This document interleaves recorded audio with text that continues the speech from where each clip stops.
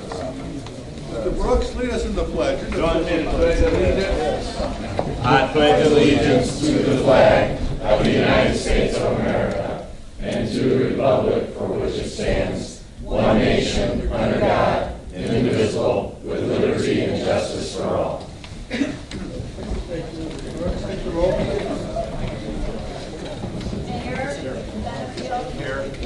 Here. Mr. Long? Here. Here. Hart? Ogalla? Here. Parker? Here. Haley Perry? Here. Chumanello? Here. Weigel? Here. Winfrey? Here. And Thank you. First, we have different minutes to approve today. First one will be the executive committee, executive session minutes from September 7th. Move. Moved. Second. All in favor? Aye. Opposed? Motion carried. Executive committee minutes from October 5th. Move. Second. Moved. Second. Any additions or corrections? Hearing none, all in favor? Aye. Opposed? Motion carried. Executive committee executive session minutes from October 5th. Moved. Second. Any additions or corrections? Hearing none, all in favor? Aye. Opposed? Motion carried. Next we have executive committee minutes from October 12th. Moved. Second. Any additions or corrections? Hearing none, all in favor? Aye. Opposed? Motion carried. Any old business moving forward today? Old business? Okay, we're moving along. Under new business, updating Will County business travel reimbursement regulations. You know, what I'd like to do with this is sit down with maybe the auditor's office. You know, they have tables of, for example, IRS tables that talk about reimbursements for hotel rooms, and I think we already followed the meals, and certainly followed the mileage, those types of things, the IRS regulations. But yeah, I think we really do need to tighten it up a little bit. So I think I will we'll work with purchasing, the auditor's office, and everyone have any suggestions.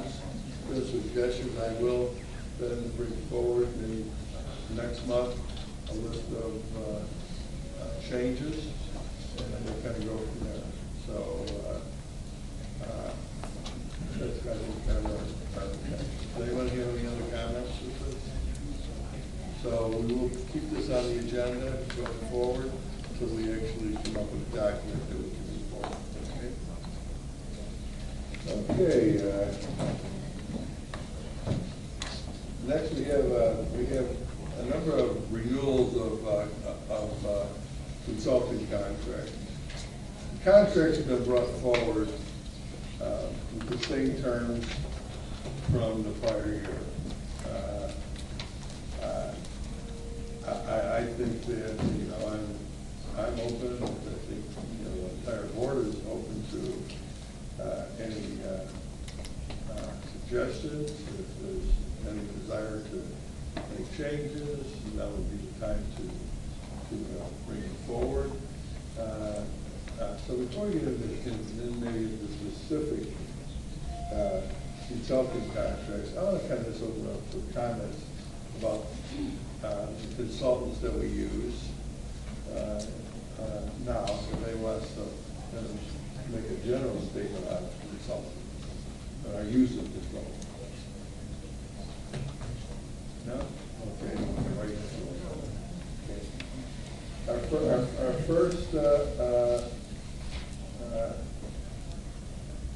renewal would be for a consultant agreement between Mac Communications Inc. So, in a motion? Second. You make a motion? I move that. I heard someone move. Oh, Denise did a motion. Got a motion? Second. Okay, any discussion?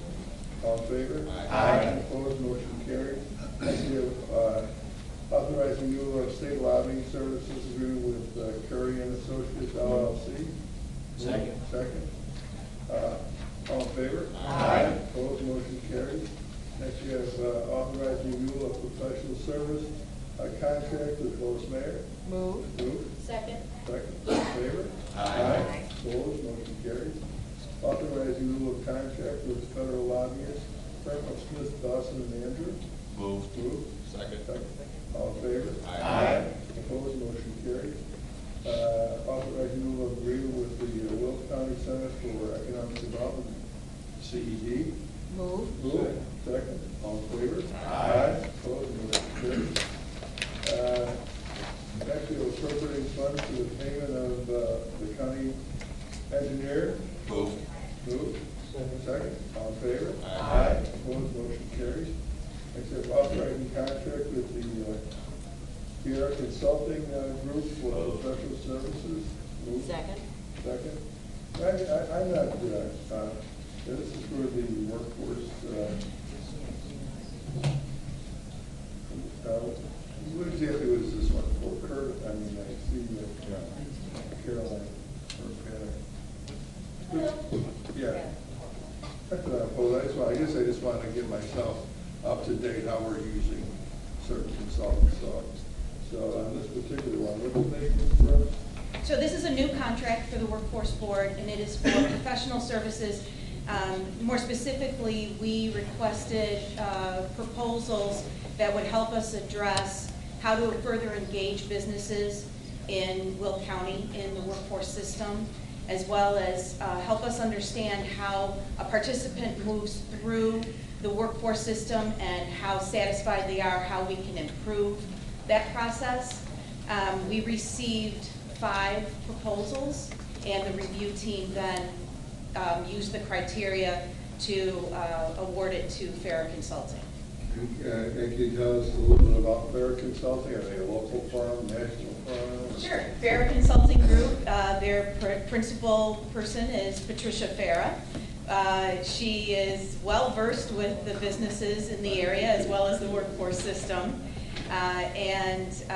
Her proposal was the only one who stretched this to 2 years so that we could implement things in a more timely fashion, and brought on secret shoppers as an opportunity for us to learn more about the satisfaction of both our businesses and the participants.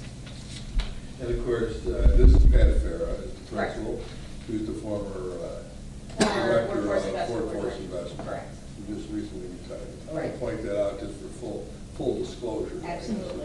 I'm getting the full disclosure here. And what's the value of this contract? So the total contract is $77,400 over a 2-year period, but it is also performance-based. So she would have to perform in order for us to cut the check.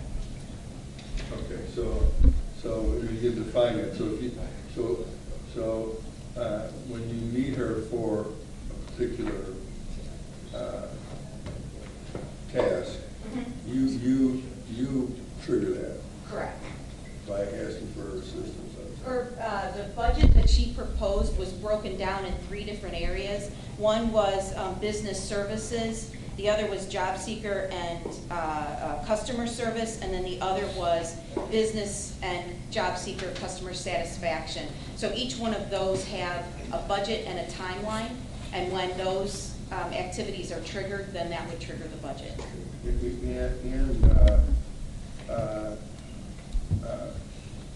Is this contract,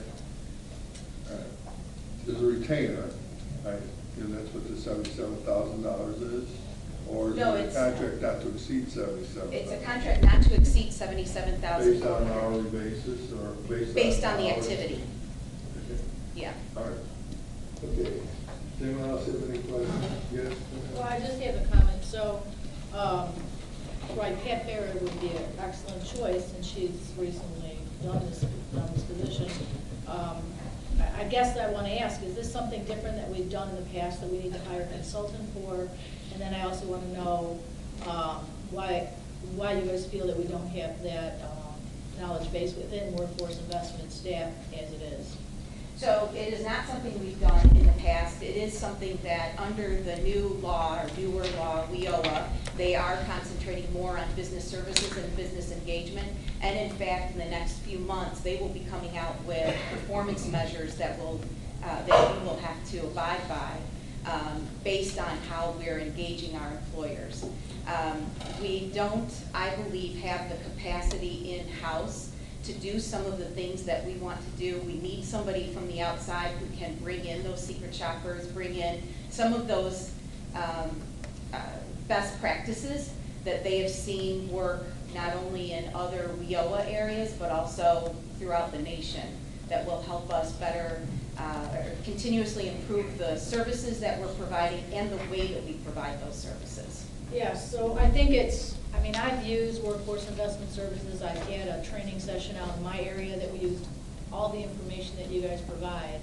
And I just think a lot of times people are not aware of what we have available.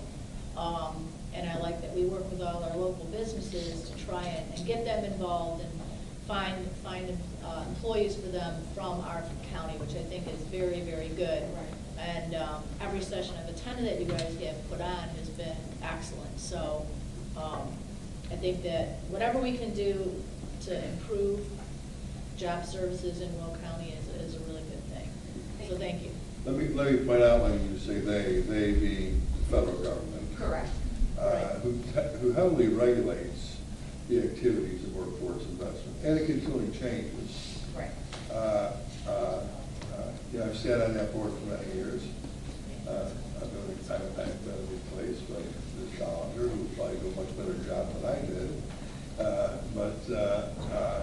But I was always a little bit of a naysayer asking these types of questions.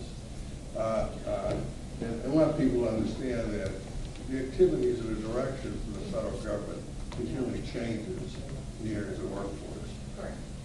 Mary, I'm going to also ask you that, we look at these, I don't know, they don't necessarily have to run this by you. Anything that we have to approve, I'd like to know you've taken a look at is in total compliance with the federal regulations. So I would ask you to take a look at this.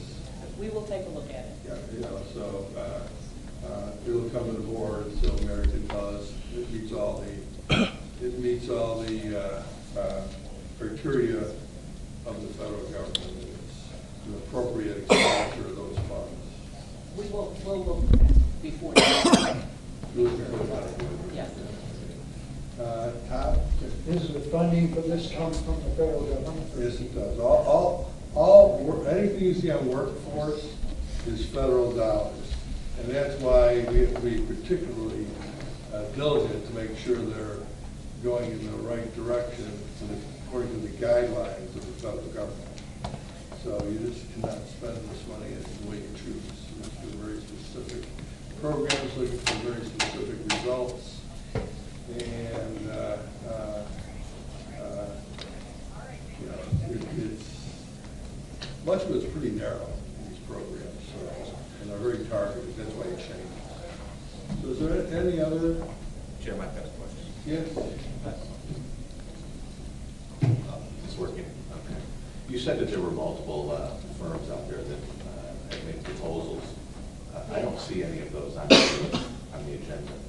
Well, so what happens is that the reviews are done through the Workforce Investment Board, and then we bring to the county board, because it is over $20,000, we bring it to the county board for approval.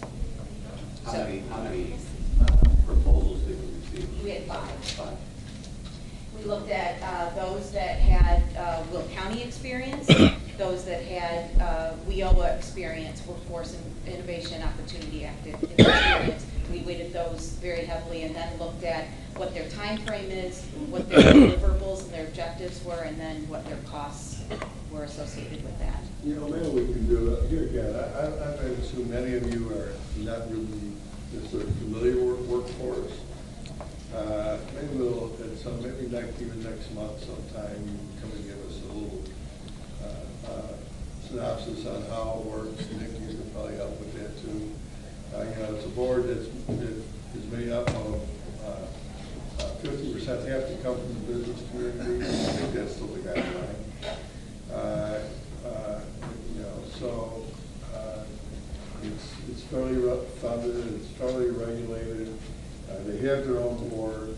They make their own decisions. They select their own folks here. They'll come and ask for us to approve it.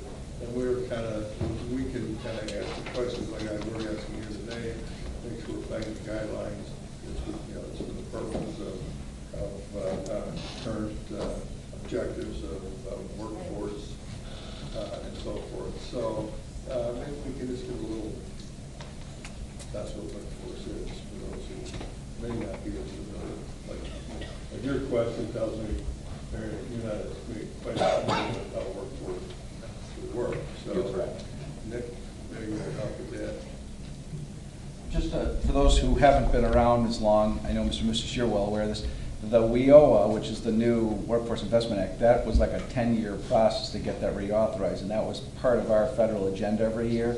And our Workforce Investment Board, Workforce Services, has been recognized both regionally and nationally, and because of that meeting or exceeding the parameters, we've actually even received incentive money because of our high level performance. So, but the balance is always helping the people who need the jobs and also the employers who need the employees. So this is, I think, in line with, as Carolyn said, helping more on the business side, because sometimes, I know there's some critics who say we do a lot on the applicant, the job seeker side, but when we have done a lot on the employer side, but this is another effort to improve the employer side of things, and we definitely can give, there's lots of information. The other thing I'll just point out is they have the Workforce Investment Board. Gloria is now the county board rep. Don Moran serves not as a board member, but as a labor rep on that. So we have 2 board members who serve on that board. All these items go through the board. I'm sorry. Herb. Oh, Herb too. Sorry, forgot about you. Sorry. So we have 3 members on 3 members on the board. So, but all these things go through the workforce committees and their board, and then they come to the county board. So they get a double review, kind of like the health department. Things go through the health department and come here too for the bigger contracts. So there is a lot of scrutiny, and they are analyzed over and over again by the federal government. So. And to point out, the 50% of the board comes from the private sector, and they can be pretty vocal. I mean, and supportive. I mean, what we're doing. Don, say something about the labor. Yeah, well, Jim, this is it's a problem that's been identified by the Workforce Investment Board, this marketing to business side. We've had, frankly, we've had a hard time investing the money into incumbent worker training and that in businesses because the businesses won't come to us. And when we go to them, sometimes they think it's too much work to do the paperwork for what the value is to them. And I think mostly it's because they don't understand it. And so that's kind of what a big part of this is. But we've known that we've had a problem, and since the WIOA law was rewritten, it's become more significant, I guess. There was a lot of scrutinization of this by the board. This went before System and Trends, where we identified what the issue was, the problem was.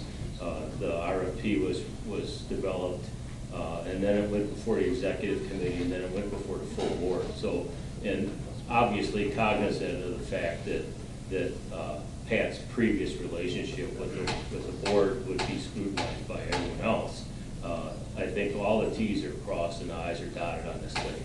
There's a lot of special care taken to make sure it's done properly. Gloria, you want to say anything as a new rep? You're going to be there, making sure we're well represented. Well, I do have to piggyback up on what Don said. Again, we are short on some of the projects that we're doing for the employer. And I think people would be amazed about the opportunities they have to kind of improve their workforce within that Workforce Investment Board provides. And so this is a way of getting that information out to our investors and the people in the community about what we have to offer to help them improve their workforce, so we can keep more people within our community and improve their job status. And Mr. Bruley, I see you raise your hand out there. I don't know if you still want to make a comment. The CED works closely, and of course the CED is on the business side or the private sector side. So, John, I don't know if you want to make a comment. Thank you, Mr. Chairman. As you know, I'm current chairman of the Workforce Investment Board, and Don and Gloria and others said it right. The program philosophically always is designed to assist the folks that need some extra training and extra assistance to find a job, but equally to help the businesses place people in the occupations and the jobs they have. And that's been probably the biggest challenge for this program across the board. It's not just us. I would say most workforce investment boards have had this challenge. So bringing in somebody with the expertise and the knowledge to help us reach out to those businesses, I'm looking forward to being able to be very successful with that element of the program. So I certainly endorse the agreement with Farrah Consulting. Thank you. I think that because it's new, it was worth the discussion, and we always want to be transparent. Not many folks from the public go to workforce investment board meetings, but they do come here. And I don't see the press at the workforce meetings very often, but they're always here. So this gives us an opportunity to kind of very transparent, full disclosure of exactly how that process occurred. I feel more comfortable with that. So everyone, thank you for your Thank you for the opportunity. Okay, so we have a motion and a second. All in favor? Aye. Opposed? Motion carries. Authorizing contract with Baxter Woodman Engineering Services. Moved. Second. All in favor? Aye. Opposed? Motion carries. Awarding bid for Brown's Care snow removal at the public safety complex. Move. Moved. Second. Second. All in Jim, favor? question? Okay.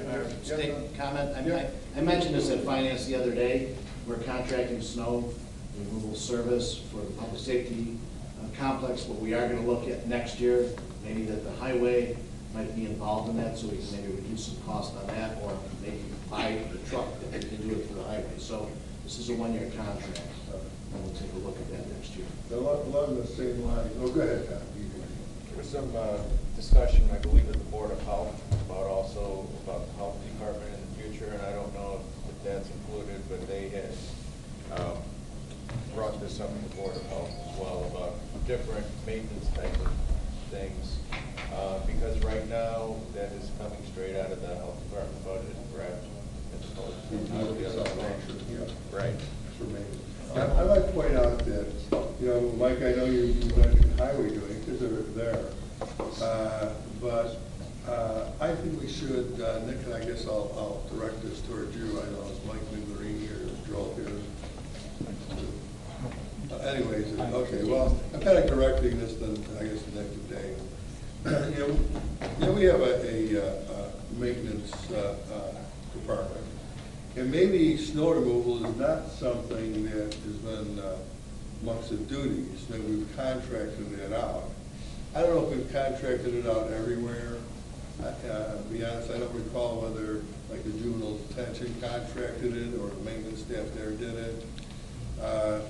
But I think we should look at those type of activities for our maintenance department.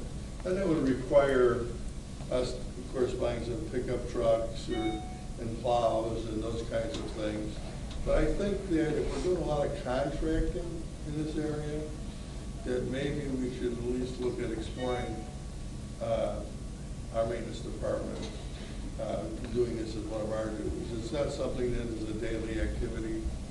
But of course, because along with snow plowing of lots, also goes shoveling of sidewalks and stairs and so forth. So maybe we should look at our own maintenance people doing it. Yeah, and I think along those lines, Joel is kind of working all of those kind of things together. We talked about it, finance and budget, about cleaning supplies and even buying those and how we can consolidate. So I think Joel and Dave will kind of be looking at the whole package to see how we can kind of consolidate that, Chuck, and save some money along the way. Nick or Dave, you want to make any comment on that? I make a quick comment. On the snow plowing, I don't have all the details. I can get you the details on what we contract out, but that has been done in a lot of places, contracted out, and there have been a lot of discussions. Mr. Frizzlone mentioned we are on an arc of consolidation, and the health department, we have had multiple conversations about putting them all under the same organizational chart to streamline management, things like that. It doesn't make sense to have multiple contracts for or plowing at Sunny Hill and the health department when the same firm could probably do it cheaper under one master contract, so we're working towards that. So that's definitely something we could do.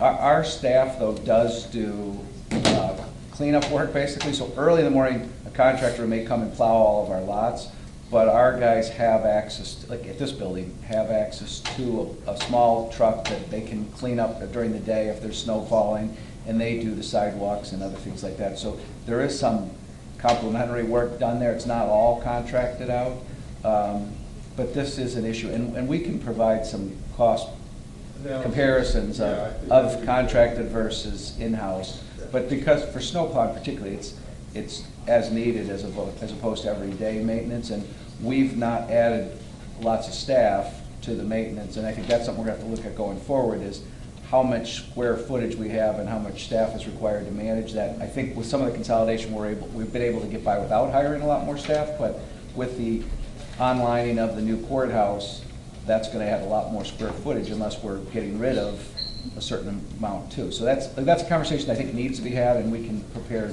And you know, I was always under the impression, maybe correct me wrong, it's not necessarily the staff, because you can designate somebody to go out and do these things or without adding a lot of manpower. I always thought it was more of an equipment. You buy 6 trucks and plows, so forth, or do we buy maintenance vehicles that have the capability that we would use on a daily basis, but also would have the capability of putting a plow on. So I mean, I think that's part of the analysis. I think a lot of it does come down to, does it make sense to buy a lot of equipment for something you're going to use? Well, the highway. So that's part of the. I guess what I'm saying is, that's all part of the analysis. The highway department, they're loading their trucks up and going out of the lot where they plow, so that's why they've done it there. But just as an example, and a thanks to our employees, the last couple weeks, our maintenance guys have been working their butts off because we're moving all these moves from the CAC and the Julie Cave Stirs operation, the sheriff's department. We don't hire all that out. We have some help outside, but they're doing a lot of work. If you've gone by the old Center for Community Concerns building, that's going to be the new CAC. They're doing a lot of work there. So so sometimes it's like, where do we want to put our people? Do we want to have them, if it was snowing, would they be plowing snow, or would they be helping set up the buildings? And we're focused on actual maintenance work. I know you've brought this up before, Mr. Moussis, about custodial work versus maintenance work. We want our maintenance guys doing maintenance work as much as possible, because that's what their job is focused on. So some of these other things, they're maybe higher skilled than we need to do some of the They follow their janitorial people. and that's why. But we do the cleaning services. We looked at this yesterday because we had some discussions. 13 buildings we use a vendor to clean after hours or around the workday. So we have a precedent of using that for some of the work. That's for cleaning, not for snow plowing. So, but we can come back with some data to show you cost benefit. Right. Because of benefits and so forth, that's very often it's more efficient for us to cost it. We'll do the analysis and we're going to see. So, okay, so we have a motion to second. All in favor? Aye. Opposed? Motion carries.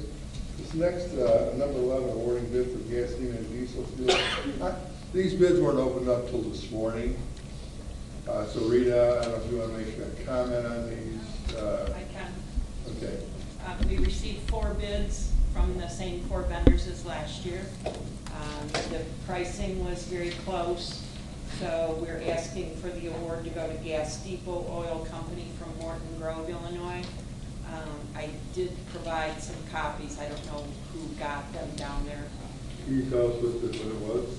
Sure. The gallon price? The gallon pricing for 89 octane was 2.151, and for diesel was 2.156. It's an increase over last year, but that's the trend, so we have to go with it. But that is a locked-in price for the entire year. Is there a state contract for fuel? I don't that believe. you could buy off of? I don't believe we can, no. I can check into it, but we've always done our own bid because of the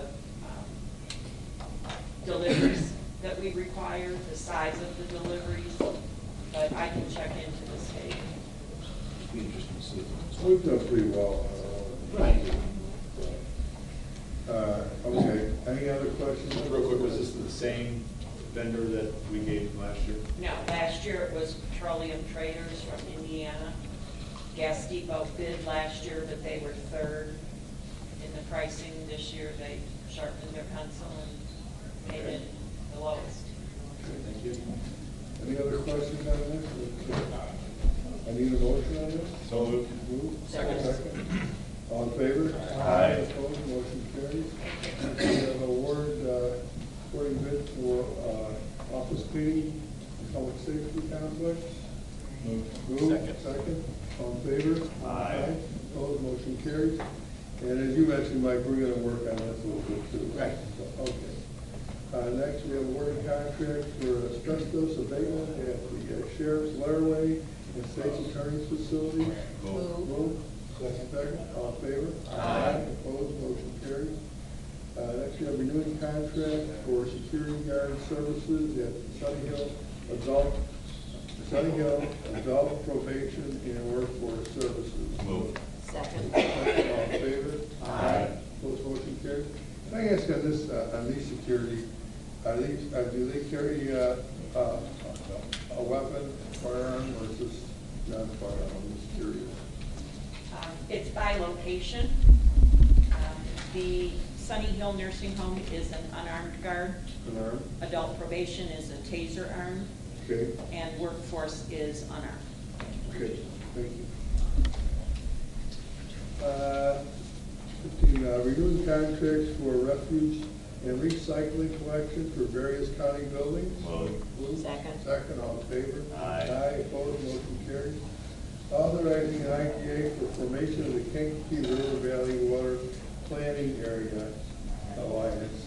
I'm going to, this is on here for discussion, not necessarily for replacement. So,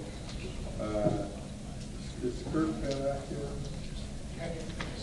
Were you at Mr. Panak? Can you come down a little closer to us? I'd have to, Or bring somebody else with you, I don't care, I'm just, because even though, you know, I have suggested to the folks from the Kankakee, who wanted to do the formation of the Kankakee River Valley Water Reclamation, that they go to our Stormwater Management Committee, which goes beyond just, stormwater. It's about water quality and so forth. So I guess the name is a little misleading of the committee, that's how the state did it. So, and I did ask this group to go to them, because they handle, they have kind of recommended water resources to us. Now, this all seems to be like a good idea on the surface, I never really know. So what you folks, they give us this little information. They say this is for discussion, this is not going to be replaced on the county board. This is for us to continue to educate on this. So if you're Many members of the county board at one time or another have served on the Stormwater Management Planning Committee, so they'd be totally familiar with what I'm about to share with you. The staffing of that particular committee is performed by the land use department. And the principal staff that we assign to it is Scott Killinger, who is our contracted consulting engineer for the work of the land use department. But for the purposes of the staff work associated with the Stormwater Management Planning Committee, he performs the role of their director and administrator. So Scott was approached by a group referenced here with a proposal for a particular type of intergovernmental agreement with the county. I'll have Scott explain to you what the purpose and nature of that proposed intergovernmental agreement is. So Speaker Moose, this on Tuesday, actually this was heard at Stormwater Committee at their regular meeting. The Godly Public Water District came, Joe Cosgrove and the Mayor Diamond was there, as well as their attorney. They made their presentation. The Stormwater Committee asked several questions. There was discussion. Most of the minutes obviously are being prepared, but the answer pretty much from the presenters was that we want to form this group, but we don't have a lot of details yet. In general, their purpose would be to do planning and allocation of water from the Kankakee River. So the southern part of the county would be the most interested, I guess.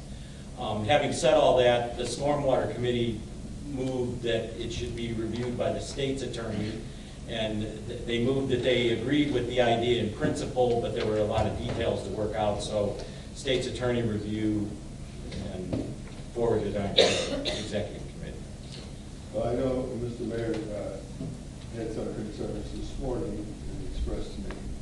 First, Mary, we rely heavily on you also.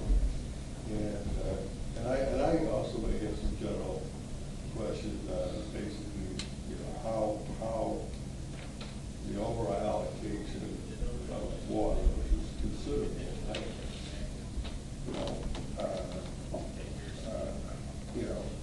how that's really dispersed, or it's equally done, and how people get charged, and all those things.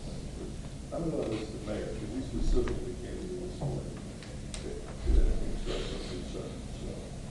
Thank you. And I had an opportunity to sit down with our representative from the Naperville area, Teresa O'Grady, and I know that Teresa's background is in this area. And Teresa is a member of the Stormwater Committee. She's a member of the She's a Stormwater. very valuable resource, and she does have a lot of background in this particular area of water resource planning. So, And I think this kind of comes off the heels of when the state was down here not too long ago presenting to our committee of the whole and talking to us about some of the real problems that we could have in the future with our groundwater.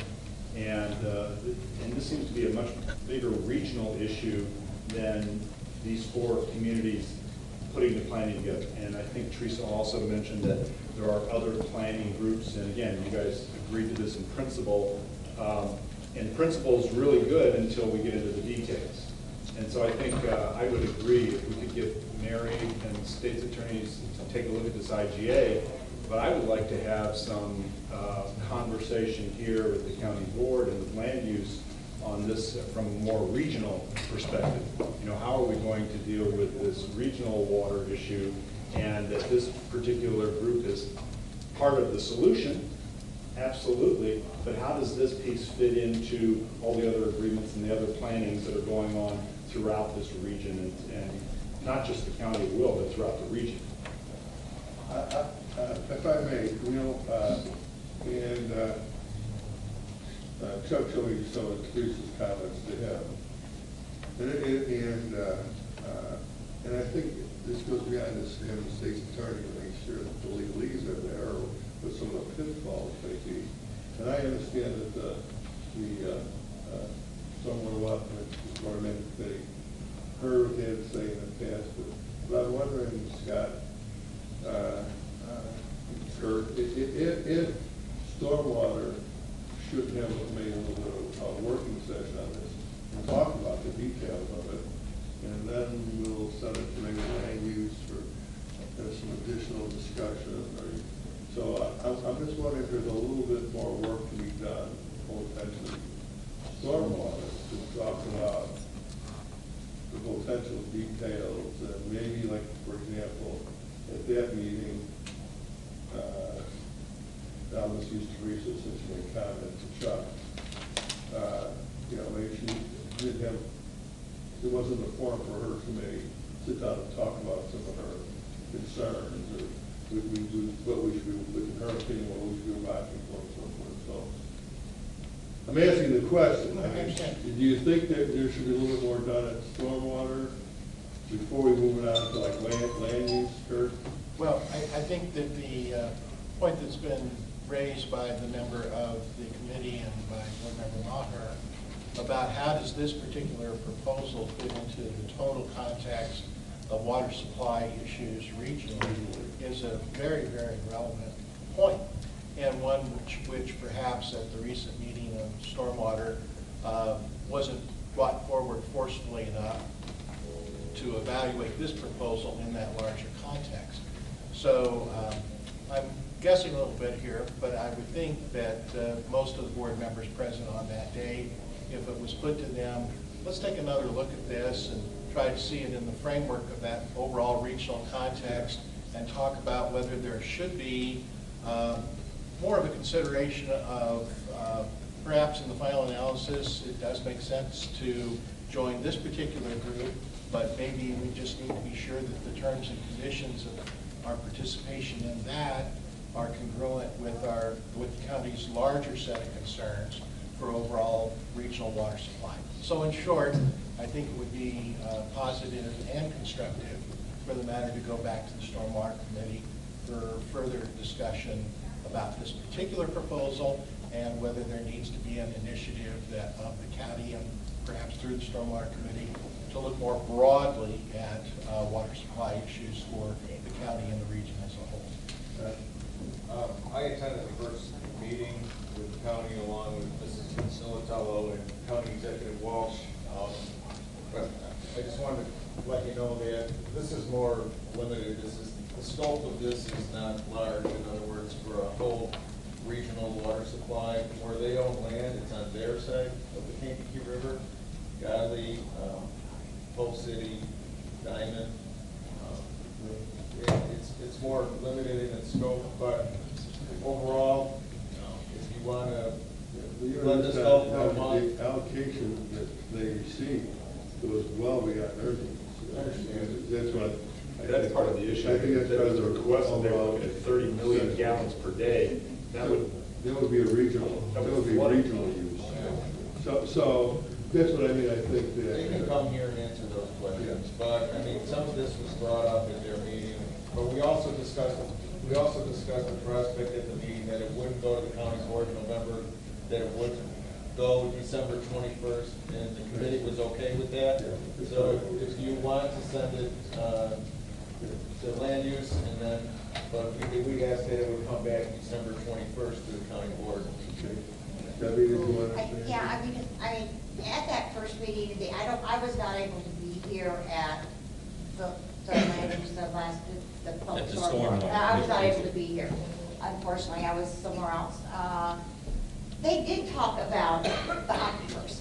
They are well aware of what's going on, and I think that's one of the reasons they've asked the counties to come in, because I think they are willing to look at a whole big picture. I just ask that you make sure you always include them in the conversation, you know, because, you know, I think that's very important. But I think they are well aware of the overall impacts, and they're not, you know, because they talked about that and how actually Will County is in more of a hurt than Grundy County is, because they've had people come out and present to them also.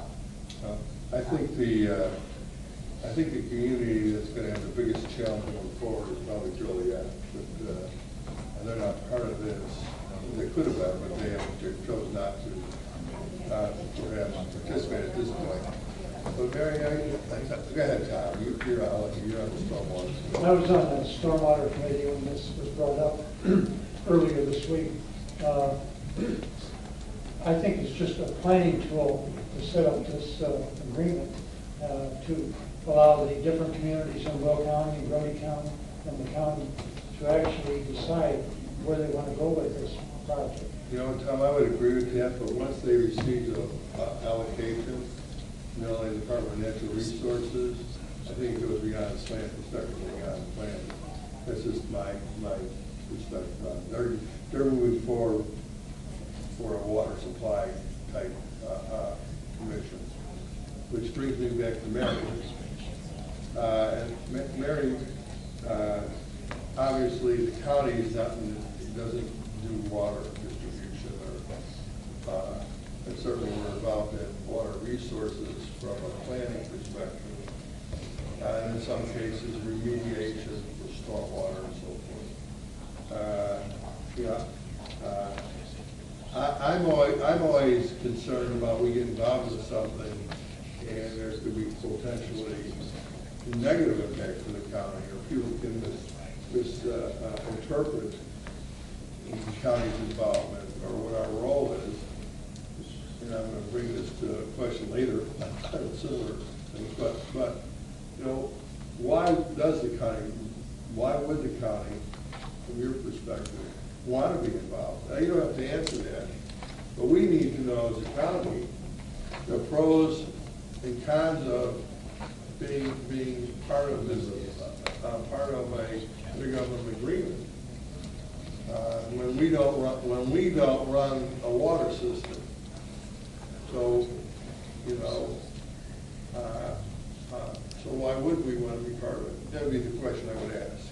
Okay, I will keep that in mind as you review. We did just get the IGA yesterday. I know. So we've not really had a chance to look at it at all closely.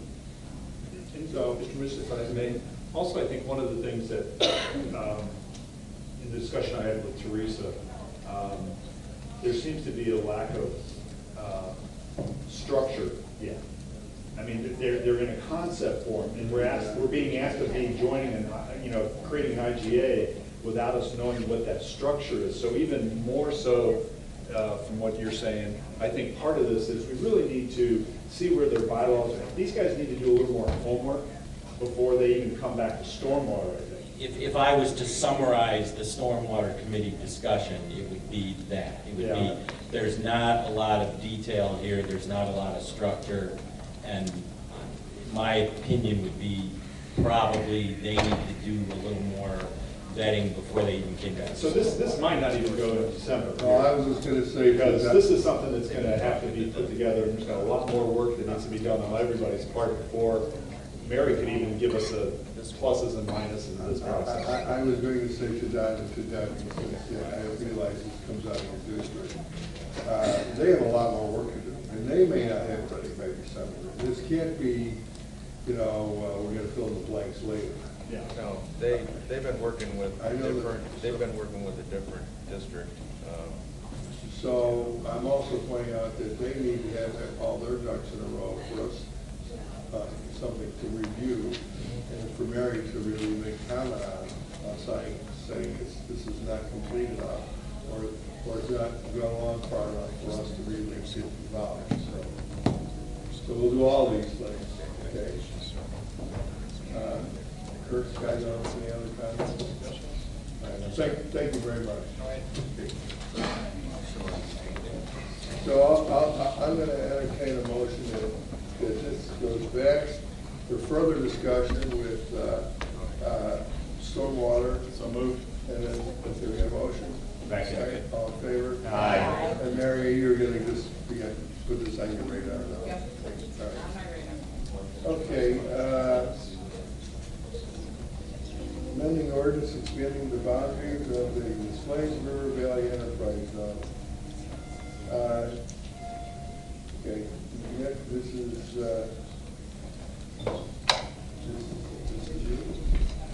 All right, who's going to do this?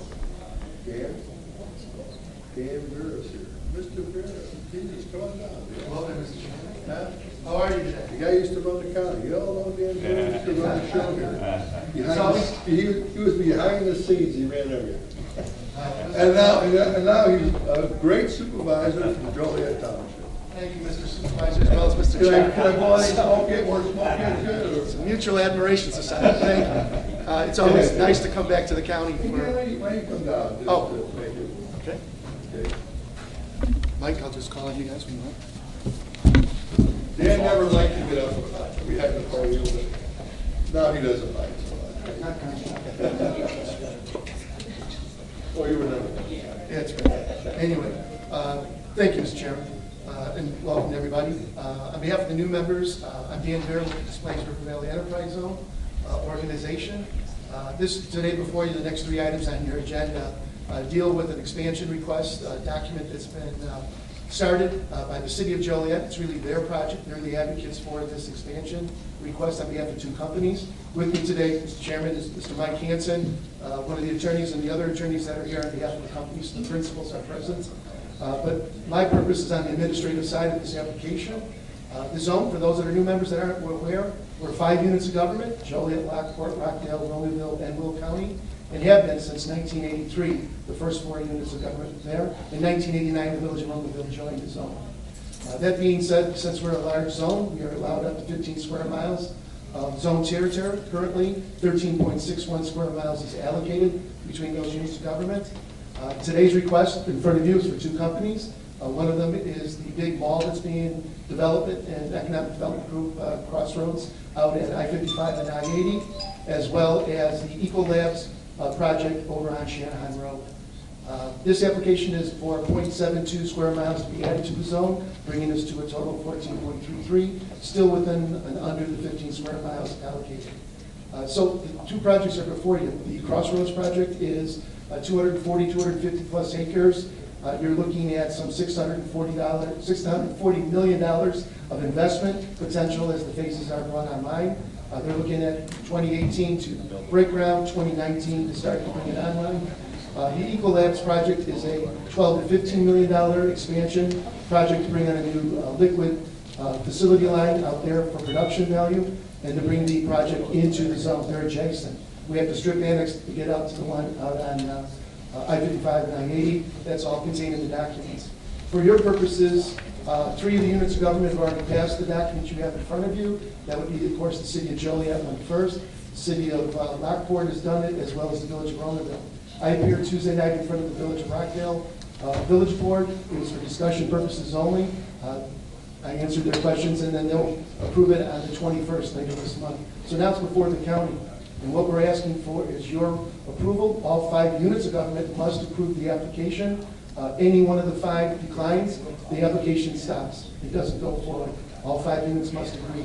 That's been the history since 1983, since this started. That's where we're at. We're asking for approval. I understand from Nick and others, legal counsel on your behalf has put this through. Steve Jones, the Economic Development Director, Deputy City Manager for the City of Joliet, is not able to be here today, nor was he available Tuesday night. He's out of town till the 13th, so I'm here. Got the request from the Executive's Office to come today. But what we're asking is for this application to go forward and ask for your concurrence on it. That's where we're at. Questions? And the principals are here if you'd like to address them directly. I would say that, the only other, this is really not specific to these projects, but even though the center price zone started out kind of slow, it's been pretty successful. Yes, it has. And I don't know if you want to just in general want to talk about the positive economic impact. Well, correct. It's had over the years, but it really has helped Will County come along, bring opportunity, bring jobs, and so forth. I don't know if you want to make any comment just in general. I'll just, in just general briefly. Yeah. Yes, back in 1983, those that were around in government in those days know that the unemployment was 26.3, 26.8%, whatever it was in those days. It has turned around. That's why there was the impetus to get this started with the 4 original units. And as I said, Romeoville came in 1989, as did I. That's how long I've been involved. But anyway, also the investment has been millions and millions of dollars. Over 600 projects have been created throughout that tenure. It did start out for 20 years, got to 2003, was extended for 10 more years, and then there was an extension from 2013 to 2016 for 3 years. All zones had to apply again through the state of Illinois. There was a contest. The year that we went, the first year that we had to apply, I believe 63 units of government put in for this application, 49 were awarded. We were lucky enough to get one of those awards. And one of those, not only the units were involved, but many businesses. John Grueling is here from the CED, in case you wanted to ask John. But John was very instrumental in helping us to put this application forward with his support for his organization. Obviously, they work on behalf of you, the county, so they can attest, obviously, to what this investment of the zone has been. Mike Hansen has been involved in a number of projects that have come forward over the years as part of the expansion documents. So Mike can certainly address those. Those have been, without doubt, economically beneficial to the county. And I might add that, maybe, John, you want to comment on this. Many of these projects would have probably not have come here. Correct. If they were not in the enterprise zone, correct? Yeah, Chairman, that's absolutely correct. Even though the benefits in the zone are fairly narrow, they are significant, especially for new development and new construction. So given the lack of incentives that we're getting from the state these days, anything that we can do locally through zones and TIFs and tax abatements really can make a difference on making some of these projects happen. So, thanks. Okay, any questions, further questions? Any questions from anyone? Good, Don. I have some questions regarding the mall proposal you put in. Okay, well, it's lifestyle and apartments and hotels and everything, yes. Is there no warehousing in it, no trucks, no? Well, I'm on the administrative side. Who Or can not to well, go- who can I'll defer answer to Mike that? Hanson. Who can answer that? So, Dan, if you want to. I'll step off to the side. Step off, right, you can go to the side. Have a seat here if you'd like. I'm good. Okay. Thanks. Now, Don, you're asking specifically about what, I the have rock no, I have no run objection to that. I have no objection to Eagle Lab. We know what they do out there. Correct. So you want to specifically talk I'm about specifically asking Rock about Run? Rock Run, yeah. And, you know, there's just a lot of concern in as much as we know that malls in the United States are going out of business all the time, that the retail environment has changed. The Wall Street Journal pointed out malls in Seattle, Washington that are now becoming public libraries, healthcare centers, condos.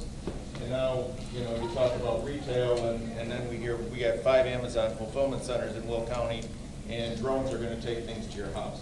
So, where are we going as far as this property? This is prime property, and I'll tell you where I'm going with it. I'm very concerned about traffic. I'm very concerned about trucks. If you listen to WJOL and everything, you know, people say, not one more truck on the road. Enough is enough. They started an online petition that they're so angry about I-80 and the problems that it's caused. And I personally don't want an overpass on Mountain Road through a residential area. But by the same token, on the other side of I-55, I understand there's going to be a Hoboken Road Bridge. There's going to be a lot of development, along Hoboken Road. And, you know, I understand it, given the proximity of your property to that. So maybe kind of bring us up to date. Where are you today in this retail environment that we're living in? What do you foresee happening out there on this property? Mr. Chairman, members of the committee, Mike Hanson, local attorney for Cullinan Properties. Don, we're very happy to answer your questions as well as anybody else on the committee. I'd like to introduce my 2 clients here. First, to my far left, Chris West is CFO for Cullinan Properties, offices in Peoria as well as Burr Ridge. He's the general partner, if you will, in charge of the project. To my immediate left is Rick Joseph, their in-house counsel, the lead counsel out of Peoria. So I'll let either Chris or Rick decide how they want to answer. Maybe that's a team answer of Don's question. Good morning, Chairman of the committee, and my name is Chris West. I'll speak a little bit to the project composition, and Rick will speak more to the enterprise zone specific detail. Again, Cullinan Properties, based out of Peoria, offices here in Burr Ridge as well. We do all sectors of the real estate as far as retail, office, medical, multifamily, et cetera. We're looking, it's a 265-acre site. We programmed it as a mixed-use center with retail, with hotel, with office, with multifamily. As you mentioned, I mean, it's a tremendous site with great visibility at the gateway to Joliet, and one of the things that relative to the status of retail in general, one of the things we pride ourselves on is being able to get a read on the project composition, how best to react to the market conditions. We have a project down in St. Charles, Missouri, and it's a mixed-use center as well. We worked on it for the last several years. We're now bringing on our second hotel on the site. We have a 3-story, 100,000 square foot office above retail. We have 309 units of residential above retail. It has a theater component. It has a number of restaurants. Looking at another medical office headquarter building. So the point being is that it's a mixed-use center. I agree 100% with you. It cannot be, in today's world, it cannot be just a traditional retail regional shopping center. Those just don't exist today. They aren't being built on a regular basis. So you have to adjust and adjust to the market conditions.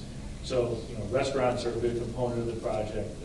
On-site lodging, multifamily integrated into the center. So those are the components that we're looking at to really make it exist long term, and not just for today, not for yesteryear. So your points are very valid relative to the Amazon factor and the convenience of online shopping.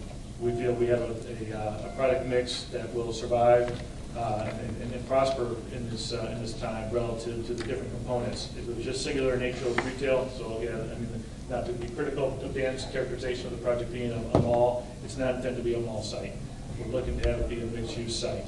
And so that's what we're proposing. We're in discussions with anchor stores, with entertainment components. Again, entertainment's a big component of today's marketplace to integrate with the retail and the restaurants and the multifamily. So we're looking to really take advantage of the nature aspects of it, being there, the creek, the interface with Joliet Junior College, really trying to be a partner. And that's one thing we pride ourselves on, being a partner in the community. So we've had numerous discussions with the city of Joliet, with IDOT, as far as where we're at with the project. The interchange is key. Right now you cannot get to the site.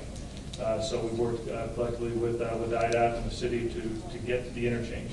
Access is critical. Without access, it remains a farm field, and so we do think it's would definitely be a better entry into the marketplace to have something that would have all the other components that can help serve the community. I appreciate that. Let me change the focus a little bit Sure. to transportation for a second. I've gone to the village of Shorewood, to Troy Township. They're very concerned about what I expressed in terms of Mount Road. I've gone to all the I-55 study meetings. Maybe you have too. I don't know if you have or not. I've gone to every one of those as well. And I'll just ask you directly, would you take that Mount Road overpass out of your project? Would you consider that? In as much as that is through a residential area, and is it really knowing how the village feels about it and how the township feels about it? A couple of things, and I don't want to get sidetracked on the enterprise zone. I just want to ask And I'll answer direct. I'm not opposed to answer direct. I'll be very candid. I just want to make sure that, number one, IDOT is going through a complete vetting process. As you mentioned, the different public information meetings. They have these CAG meetings, community advisory groups. It's a series of 5 to 6 meetings. I've attended those as well. So it's a process.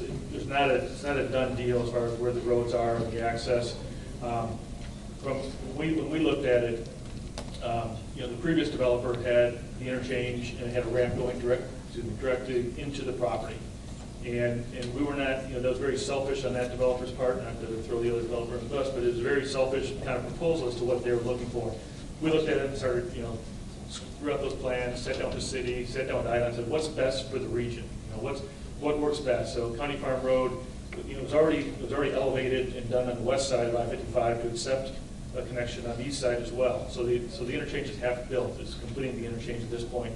But what works best to make the east-west, north-south grid structure to connect Hubble, on the east, 59 on the west, improve the life safety aspects of it as far as getting first responders across the highway, cross connection there, getting people to Joliet Junior College, and just to the business between Joliet and Shorewood. So we have a connector clearly to County Farm in this concept, but we don't have a ramp dumping people right onto the site. So the north-south connector is important to get from County Farm onto the property, because the other important part of where our property is, although we've got great frontage along I-55, we do not have any frontage on County Farm Road itself. The Kinder Morgan gas pipeline facilities actually fronts County Farm.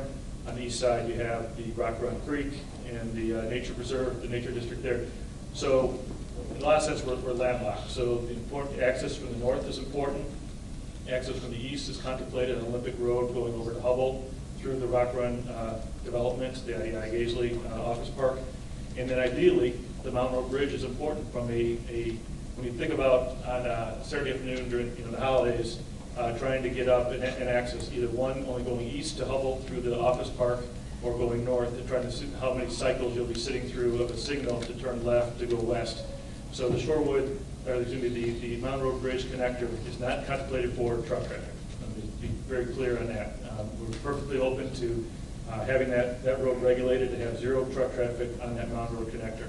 The Mountain Road connector is to help with the, number one, spread the site to maximize the density on the site relative to make it a true mixed-use center. Otherwise, everybody want to be at the north end, and there would be no growth to the south. And you'd have a couple businesses on the north end of the property and no growth to the south. So Mountain Road gives you, plus a better, easier east-west connection. I agree it is into Shorewood there, but it's intended to be passenger vehicles only and not truck traffic to maximize, again, the mixed-use aspect of the program. Without you think about Louis Joliet Mall, you think about Fox Valley, you think about Oak Brook Shopping Center, Northern Square, all the centers that I know everybody in this room is familiar with. They usually have 3 to 4 sides of access around the property, not just visibility and frontage, but actually access. A lot of times there's anywhere from 5 to 10 curb cuts around the perimeter of the property to allow people to come in and out multiple different directions. Right now, without the mountain roads, we're really limited to 2. Going north to County Farm and east to Hubble, and again, it's not direct frontage, it's indirect frontage, if you will, to get to those 2 points. So the mountain road is important. Is it absolute? No. I mean, there's a lot of different sentiments about it. IDOT has not approved it. Again, there's a formal process for IDOT to go through and vet that out as well. So we're not sitting here today saying it's, but I will say that without it, it does change the complexion of the project relative to how much can really be programmed on the site to address all the other things I talked about: entertainment, retail, restaurant, hotel, multifamily. But you can only get in and out. You need the capacity, the outlets, ingress, egress, proper ingress, egress to get to those, to serve those uses. Thank you. Could I ask you, so would you be willing to at least formalize there could be no truck traffic on the road? Absolutely. So we can be assured that if it went through, that there'd be absolutely no truck traffic on that road? Mr. Chairman, my name is Rick Joseph. I'm Cullinan's General Counsel. Cullinan is prepared to do what it can in that regard. I mean, obviously, this is going to be a city street within it, but we would encourage the city of Joliet to restrict truck traffic. And please understand that that is also to the development's benefit. It does not do the development any good where you have a mixed-use development with aspects of entertainment and especially with aspects of residential for us to allow that to be used as a shortcut for truck traffic. So what we have here is your interests, as expressed by this county board commissioner, align with ours in terms of not wanting to use that for purposes of truck traffic. So the answer to your question is not only yes, but it's also in our best interest to be able to do that. Can I ask, were you doing some type of projected traffic study of the vehicle use on, like Mountain Road, for example? Are we going to be, yes. Are we going to be getting some of these preliminary so we would know what the impact would be? Yes, again, I would just say that IDOT, that's exactly what they're doing. They hired an engineer. They're in their phase 1 studies right now. And again, their phase 1 to characterize phases, the way I define phases is this corner of the site plan, this corner of the site plan, this corner of the site plan. The way IDOT characterizes phases is phase 1 is pre-engineering, phase 2 is the engineering, phase 3 is the construction. So they're in phase 1, which is the pre-engineering. They're going through just that, what you indicated is the traffic studies, the estimates, and all that, before they then identify what's the optimum road configurations and access and traffic flows. Because they're also trying to, some of this system, with the county farm roads to help, some of the congestion issues on Route 52 on Jefferson. But yes, that's part and parcel of that process. Dan, let me ask you, obviously this is the executive committee, we'd just be setting the agenda, moving something to be voted for the full county board next week. Do you think you can talk with Joliet to see if they would commit to restricting this to no truck traffic? Well, obviously that would be a city Joliet. I would contact Steve Jones, who's the lead on this, and he's out of town until the 13th. So it would be after the 13th.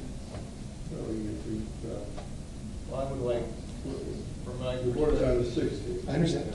I'd like, and I expressed this to Mr. Hanson, that I wanted an opportunity for these gentlemen to meet with the village of Shorewood and their village manager because of the impacts and... Are you willing to do that within the next... We've committed that, Don, and we will certainly see if we can do it next week before the county board meeting. If not, I'll be looking to have a continuance. If I could just say something in general about I understand, these are municipal projects. This is a Joliet project. It's not a Will County project. And pretty routinely, we're supportive of their economic development. I suppose as we continue to expand out, we start bumping up on other interests, right? Whether it be municipal interest, Dan, as you know, we as sometimes supervisors become advocates on how the unincorporated areas are being impacted, because we're their only voice, right? And through the years, you know, I've been very active in letting folks know how they're impacting the unincorporated areas. And of course, most municipalities just frankly, it's like copper kind of thing. But we also have these things with municipalities now starting to impact potentially other municipalities, which puts us, I think, in kind of a difficult position. You know, we're not here to be obstructionists. We're here to assist municipalities in their economic development. Certainly, that's a role of the executive's office, or one of the primary roles, a position of an executive under the state statute.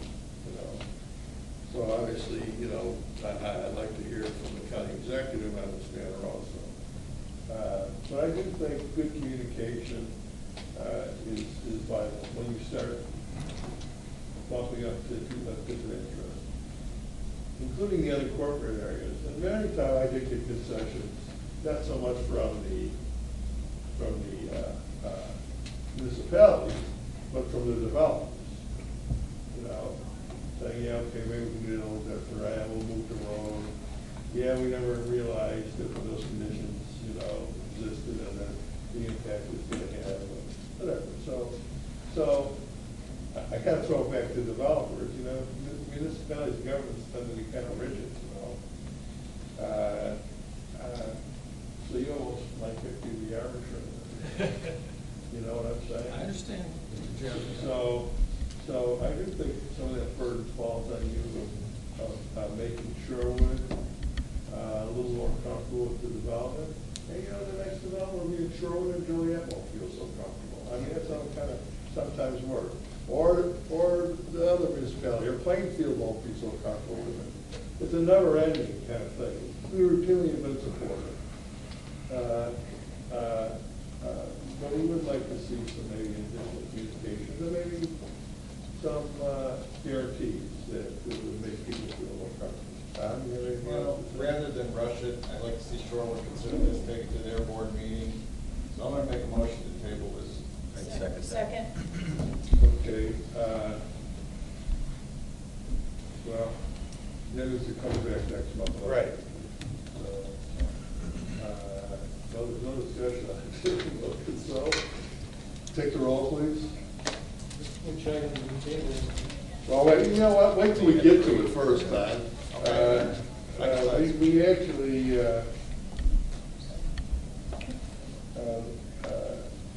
okay, so number 17, the amending the ordinance, expanding the boundary for the Plains River Valley Enterprise Zone. And this was for the purpose of Number 18 was Rock Run. yeah, right. So the first one is actually this thing is for the EZA administrator. This was for the. They're all three tied together. They're all tied together. So Mary, would we have to table all three? I think it's best practice to table all three. Okay, so then I bring it on tape. Now understand, understand. I'll bring everyone up individually and put it on the tape. So you have to make motions on these individually as they come up. So number 17, amending ordinance expanding the boundary of the Plains River Valley Enterprise Zone. Move to table. Motion table. Second. This is second. Take the roll, please. Benefield. Yes. Brooks. Yes. Malone. Yes. Gould. Yes. Ogalla. Yes. Parker. Yes. Staley Ferry. Yes. Weigel. Yes. Winfrey. And Mustis. Yes. Number 18, amended the Plains River Valley Enterprise Zone, IGA, for the Rock Run Crossing expansion request. Move to table. Motion table. Second. There's a second. Take the roll, please. Benefield. Yes. Brooks. Yes. Issalone. Yes. Gould. Yes. Ogalla. Yes. Parker. Yes. Staley Berry. Yes. Weigel. Yes. And Eustace. Yes. Motion passed.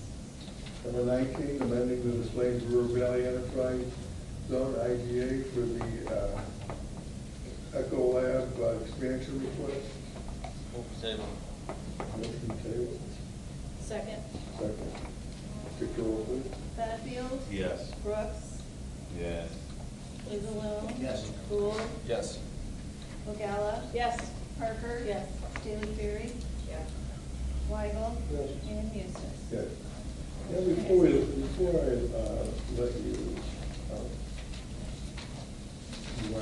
say, can you tell me, is there going to be any, is there any sensitivity to a timeline? Yeah, I'm just wondering if it's time sensitive. How time sensitive is it on that? Well, I mean, I think we'd like to have it done at the next meeting, the next day. So we'll definitely work the right way to get to Shorewood. But, we continue to, apply for federal grants and move with IDOT and just obviously steps in the process. This is one of them, and just like to have it behind us as well. If I may, I can't, Mr. Chairman, give you a hard and fast deadline where it's a drop dead, but understand that the enterprise zone, much like all the other municipal and county incentives and tools that you have for available for development, factor into this. And if the enterprise zone is not going, if this property is not going to be an enterprise zone, that pulls one piece away. That has an adverse impact upon the economics, has an adverse impact upon the scope of work and offsite that can be done for the infrastructure. My point is, IDOT, the city, everybody's making plans in connection with that based upon projections. And so we reach a point where you have a point in time where if those objectives are not met, then it just gets delayed significantly. Well, I did just want to ask you, I don't want to further delay the property if we vote on it. So we certainly support and understand the needs of the public, and we'd be happy to meet with this gentleman and municipalities involved, and we encourage that, and we look forward to that. We would hope that we would be able to address their concerns in a fashion which at least allows this matter to proceed favorably at the December board meeting. So I just wanted to comment that I'm supporting my local county board reps who represent this area, and the residents out there, they've really been hit with a lot of traffic, and that is a big concern of mine, to make sure that this is done so that there isn't, it doesn't complicate the problems that exist out there today. And in addition to that, I think there are open questions here as conversations with other entities that should happen. So this gives a month to have that happen. And then also, I don't have anything here, but I would like to also see a more like development plan of what the proposed area might look like as far as the development for your purpose as well. As to what will it look like? Where will you have the housing? Will you have warehousing? What percentage will be warehousing? Things like that. So we make an informed decision. I know the enterprise zone is very important. And I get that, and I think it's very good to do to help bring the development that provides jobs and everything to us.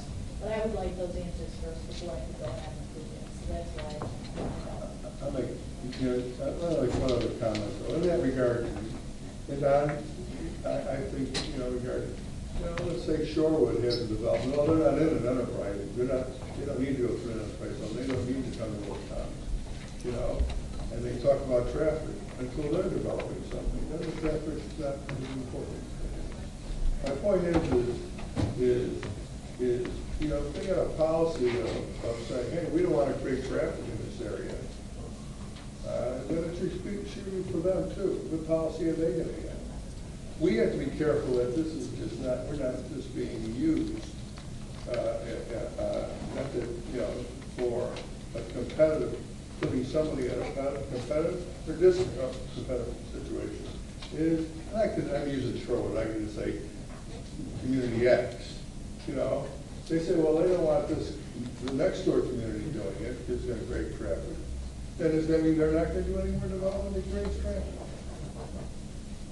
You know what I'm saying? I think it's a fine line. Now, for the community, the general community, not the government, they're always pretty consistent. They don't want any more traffic. But I'm just saying that, you know, it's something that I think we have to be very conscious of, that most of the municipal development goes on with any input from Will County. And we have very little control over it. And this is really about an enterprise zone. And in this case, maybe we can be a sliding ointment, but, you know, I have other concerns too, as you know. And yet, at meetings of this type, we should have municipalities hopefully here sometimes to weigh in on these questions. They need to say they're gonna follow the same set of rules they wanna put on their neighbor. That's my point. Most of the time they do not. Mr. Chairman, you know, I think you hit on something that's very important. The request here today is to expand the Des Plaines River Valley Enterprise Zone for development. The specific development is not part of enterprise zone approval or disapproval. Correct. It never has been. It's not intended to be a land use control or a traffic control tool. It's strictly an incentive tool. So anything that is concerning to anybody about the design, the bridges, the traffic flow, the use itself, as you suggested, Jim, happens at the municipal level. That's where those entitlements come from. The state of Illinois is doing a deep dive in their phase one. They may come back and say, you know, Mound Road makes no sense for this plan. And then these guys will have to live with that. I'm just worried that we're getting into a space here that really doesn't relate to the enterprise zone of the request, side of the request. And I just want you to contemplate that. I guess that's what I was trying to say, is that we need to be careful. It's not meant for us to use the enterprise zone, you know, to control the development by municipality. Right, but there were people who, and I wasn't on the board, but there were people at the time who said, well, why do you want to expand the enterprise zone to take in a racetrack, because isn't that intended to be for economically depressed areas? And therefore that was an opposition, and that was based on a substantive use, not just expanding for business, but, you know, we don't want it because it doesn't fit their purpose. I may have been the only one here that was here. I just remember at the time I questioning actually opposed the expansion of the enterprise zone based on what you just said, Don. And it's like, well, that wasn't meant for a racetrack. Where's the development there? So, but you know, I was in the minority. Right. In that situation. But since then, we've extended the enterprise zone again.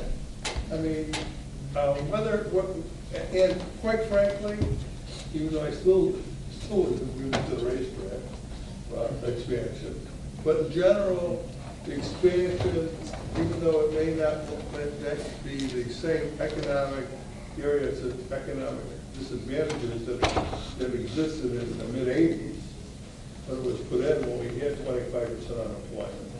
I think the enterprise zone is extremely, is necessary for the communities that are part of it to be competitive in the marketplace, especially for certain kinds of development. So I still think it does play a role, even though I still think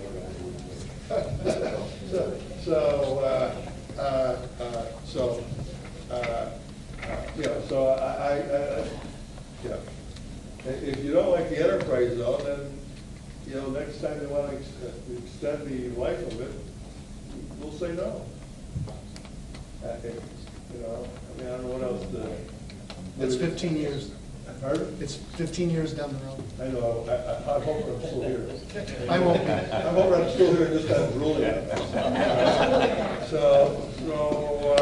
Don't worry, Jim, we'll prep you. No. There you go. Anyway, I was just going to move forward, but, you know, John probably stated a little better than I stated it. You know, the purpose of the enterprise zone is for economic development. And we've never, I can say outside of, we've never gotten involved in the type of development that is going on. Outside of like the racetrack, I said I didn't agree with it. I mean, but like I say, I was in the minority. I mean, I think it would be nice if Joliet came also and the contact and Nick, you know. Well, Steve would have been here today, but he's out of town today. And Nick, the county executive, this is one of the main functions of the executive's office, is to weigh in on this. I think you're going to take a position that you've seen here. But the county executive, not now, you don't need to make comment now. I mean, you can if you want, but I'm saying you don't have to. But I'm expecting some comment from the executive's office in relation to your role in economic development in the county. We can bring forward formal letters of support, but generally when we bring them forward, unless we're opposed, we would bring them forward if we weren't supportive of it. And this, as we've talked about many times, this is an economic development tool for Will County. We want this development. It's right along two highways. We'll come back and we'll talk more about it. And like I say, it's not to you can start pitting people against each other. We'll bring it next month. Thank you. Can I stretch this meeting out anymore? I'm going to try. Good job. I'm going to try.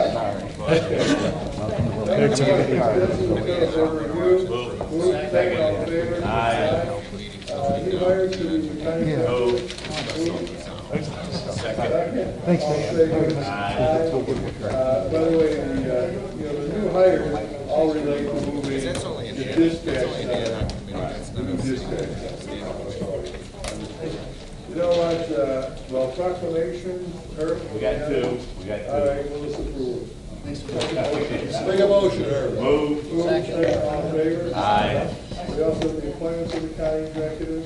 Move. Move, second, all in favor? Aye. Other new business, Mary.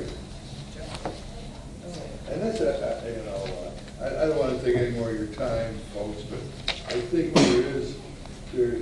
there are some issues we need to address. Everybody here gets 150 emails about stopping development and so forth. Did everybody get those emails? I think we all did. They were said, whether you read them or not, we all got them. And of course, and I have some other issues specific in my district. My concern is people, our residents send us these emails asking for our help, our assistance in something. And what's difficult for me, and I'm sure all of you, is what they're asking of us, we just can't, we don't have the authority to intercede, or we don't have the authority to do anything about it. The county, the municipalities, for example, have much more authority from a land use perspective than the counties do. I mean, they actually get mile-and-a-half jurisdiction outside their boundaries. We don't get a mile-and-a-half jurisdiction inside their boundaries, in their corporate limits. So when folks are saying, stop everything, do a land use plan, we don't do land use plans for the municipalities. We have no authority to do that. So, Mary, a lot of what folks are looking to us for, we flat out don't have the authority to do. Correct. And what I'd like to do, it can be a letter, it doesn't have to be an opinion, but on some of these I'd like to get something to the state's attorney's office, basically stating that the county has no authority or jurisdiction in these matters. If you want to change, get the state legislature to change it, which is not very unlikely. I will offer, and I'll take this to the board. You want to have a committee of the whole? We'll have some type a meeting, and people want to come and vet, or come to our meeting and vet, but understand, there's nothing we can do about it. Even in the unincorporated areas, I have a situation in my district where there's been a gun club there for many years. They shoot skeet, or clay pigeons, whatever you want to call it. And, they're shooting shotguns, and they can be noisy. And I have people complaining they don't want them shooting there. They hit the village, they cut it off at 10 o'clock, and the neighbors like to cut off at 7 or whatever. And we've been out there and told them. We don't have the authority. Because they contact the Ladies Department. First, now they contact their elected officials. But I need to tell them the same thing. If there's something I can look at, or if I could assist you or help, but there's not. And the last thing I want to do is show up at a meeting and go, nothing I can do about it, And so I think we need to educate the general population on what types of authority does the county have in certain areas. An area I'm going to look to the state's attorney's office for that, but not just telling us. I'd like to see something in a written form related to it. It doesn't have to be like, you want to make it an official opinion, but it doesn't have to be, So I can say, look, I've gone to the state's attorney's office. Here, the county in this matter, we don't have the authority. Here's what we have the authority to do, and here's what we don't have the authority to do. And probably referencing the statutes or whatever, but we have no, especially for the municipalities, we have no jurisdiction over municipality. I don't know how much we're planning to put it. And in land use cases, even in unincorporated areas, they have the rights, land use rights or land rights, and if they're within those rights, there's nothing we can do. Correct. Correct? Correct. I mean, I have folks in my district, because I do have a lot of rural areas, I have people in my district that have their own private gun ranges on their property. And some are basically rural, kind of suburban. So they have 4, 5, 6 acres. New person moves in, they call the sheriff's department. The sheriff's department comes out and goes, there's no public safety. If there's not a public safety issue, they have the right to use their property for that purpose. And I know you may not like it, but that's pretty much what it is. So Mary, if you can assist us, like I say, in the case of a letter, attending a meeting occasionally, if we think it's really necessary, would be appreciated. So maybe you can give us something on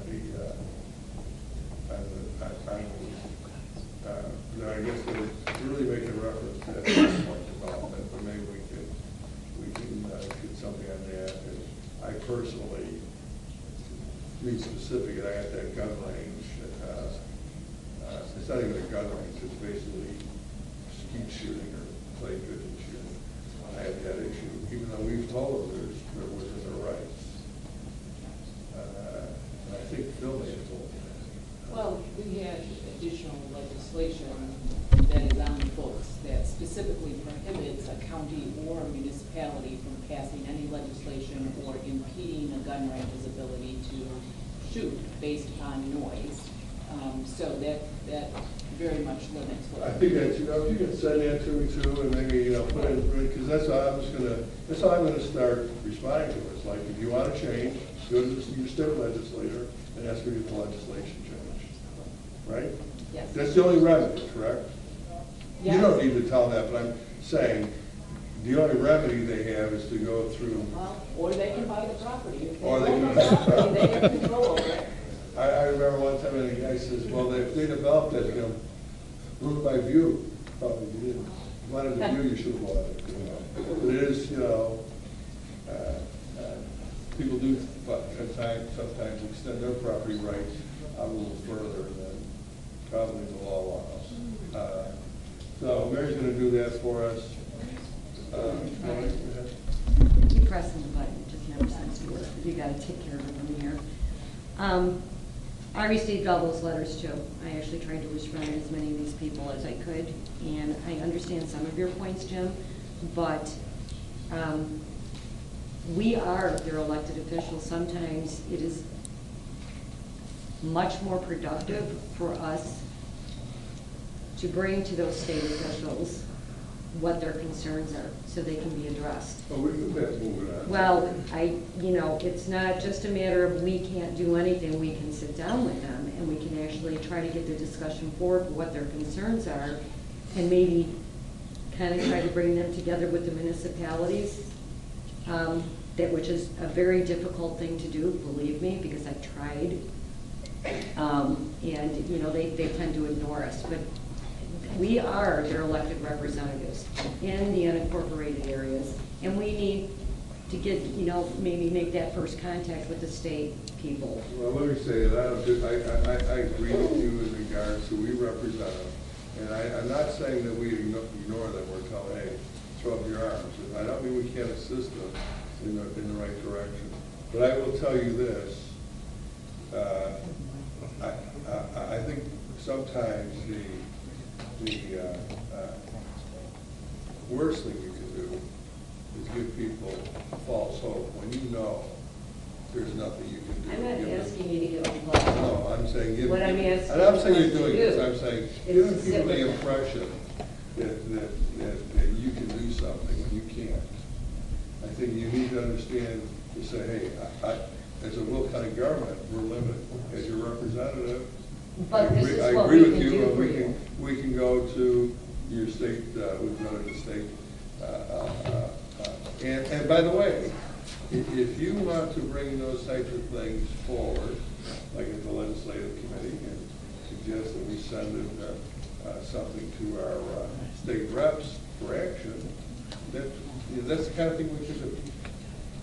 But to actually change it, or to have some kind of authority, no, we can't. And I can tell you the difficult thing about something is having the county having a consistent policy. I don't object to CSX, but I object to North Point, because I live by North Point, I don't live over here. So all of a sudden people start doing things kind of not in my backyard, and it's not necessarily a consistent policy from the county. So, if we're going to set a policy, it's for the entire county, not for what's in your backyard. And most of us react to what's in our backyard, and I'm no different than that.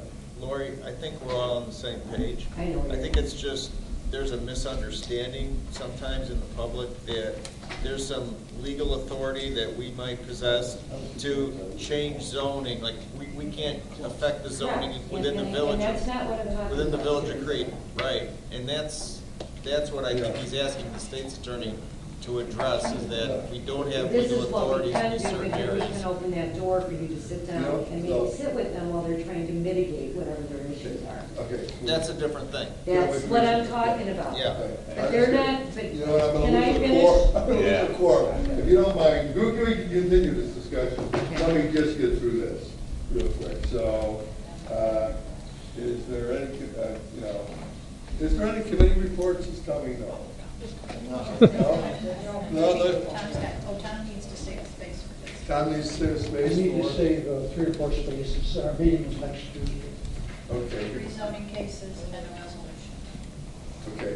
You're making that motion? Second. Motion second. All in favor? Aye. Is there anything else that anyone has on a committee that they want to mention here?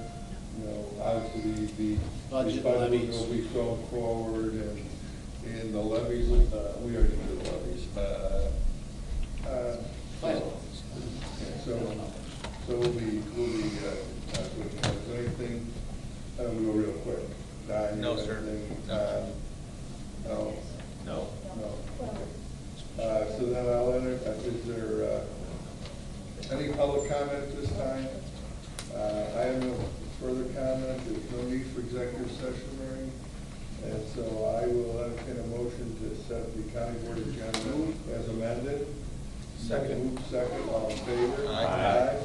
Okay, is there any other, and we can continue discussion with, I'll entertain a motion to adjourn. Move second, all in favor? We got a court program.